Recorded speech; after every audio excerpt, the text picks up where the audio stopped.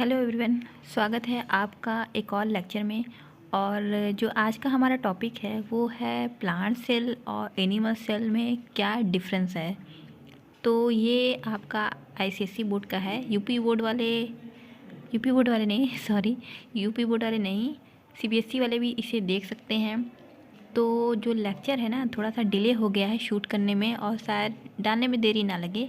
तो चलिए देर ना करते हुए और वीडियो को लंबा ना करते हुए लेक्चर जो आज का वो स्टार्ट करते हैं। तो जो हमारा प्लांट सेल और जो एनिमल सेल है, तो उसमें सबसे पहला अंतर क्या है। अंतर समझते हैं ना कि इसमें ये पाया जाता है तो इसमें ये पाया नहीं जाता है, ठीक है, कुछ ऐसा। तो चलिए शुरू करते हैं। तो सबसे पहले लिखा है plant cell is surrounded by rigid protective cell wall form by cellulose. तो जो प्लांट सेल होता है, ओके, जो प्लांट सेल होता है एक बहुत ही मजबूत और प्रोटेक्टिव सेल वॉल से घिरी होती है। यानी कि यहाँ कहने का ये मतलब है मतलब अगर हम नॉर्मली बात करें तो ये बताने का प्रयास किया जा रहा है कि जो प्लांट सेल होती है ना, उनमें सेल वॉल पाई जाती है। यानी कि जो प्लांट सेल होती है वो चारों तरफ से एक मजबूत और प्रोटेक्टिव सेल वॉल से घिरी होती है जो सेलुलोज की बनी होती है। यानी कि प्लांट में सेल वॉल पाया जाता है, इसमें ये बताया जा रहा है। तो वहीं हमारे जो एनिमल सेल है उसमें सेल वॉल एब्सेंट होती है, ओके, क्योंकि हमारे अंदर कोई सेलुलोज नहीं पाया जाता है, ठीक है। जो हमारा दूसरा पॉइंट है वो है प्लास्टिड प्रेजेंट होता है, ठीक है। तो आपको पता है कि जो प्लांट होता है वो ग्रीन होता है। ग्रीन क्यों होता है? क्लोरोफिल के कारण होता है, ठीक है, क्योंकि वो प्लास्टिड होता है। तो प्लास्टिड प्रेजेंट होता है, उसमें क्लोरोप्लास्ट प्रेजेंट होता है, क्रोमोप्लास्ट प्रेजेंट होता है और ल्यूकोप्लास्ट, ठीक है। यानी जो क्रोमोप्लास्ट होता है वो कलर देता है, यानी कि ग्रीन को छोड़ के, ठीक है। और जो ल्यूकोप्लास्ट होता है वो स्टार्च का स्टोर करता है। और जो क्लोरोप्लास्ट होता है वो क्लोरोफिल के फॉर्मेशन में यानी कि स्टोर करने में हेल्प करता है। वहीं अगर एनिमल सेल में देखें तो एनिमल सेल में कोई भी प्लास्टिड नहीं प्रेजेंट होता है।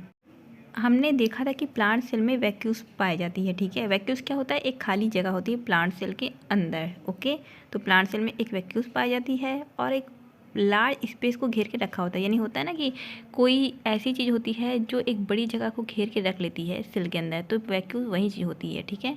जबकि एनिमल सेल में या तो वैक्यूल्स पाई जाती है, यानी कि पाई जाती है, रेयर होती है तो एब्सेंट होती है, ठीक है, और स्मॉल होती है। प्लांट सेल में आपका जो प्लांट सेल होती है उसमें सेंट्रियोल एब्सेंट होता है, जबकि न्यूक्लियस, सेंट्रोसोम और सेंट्रियोल्स जो होते हैं वो प्रेजेंट होते हैं एनिमल सेल में, ठीक है। यानी कि प्लांट सेल में सेंट्रियोल नहीं पाया जाता है, ये आपको ध्यान रखना है, ठीक है। और इसमें लाइसोसोम भी एब्सेंट होता है। प्लांट सेल में लाइसोसोम का क्या काम है? जबकि एनिमल सेल में क्या होते हैं ना कि जो सेल ख़राब हो जाती है या मल फंक्शन करने लग जाती है, यानी कि ख़राब काम करने लग जाती है, उसे क्या होते हैं ना कि लाइसोसोम डाइजेस्ट कर लेती है, ठीक है। यानी कि एक डस्टबिन का काम, सुसाइड बैग का काम करती है। फिर प्लांट सेल में जो फूड होता है वो स्टोर किस में फॉर्म में होता है? स्टार्च के फॉर्म में। जबकि एनिमल सेल में जो फूड होता है वो किस फॉर्म में स्टोर होता है? ग्लाइकोजन के फॉर्म में, ठीक है।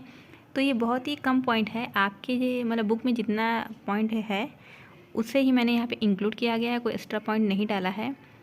तो और भी बहुत सारे पॉइंट है वो मैं अगेन किसी और लेक्चर में लेके आऊँगी। यानी कि वो इससे रिलेटेड नहीं होगा कि वो सीबीएसई बोर्ड है कि आईसीएसई बोर्ड है, वो एक आपके नॉलेजेबल वीडियो रहेगा, लेक्चर रहेगा, ठीक है।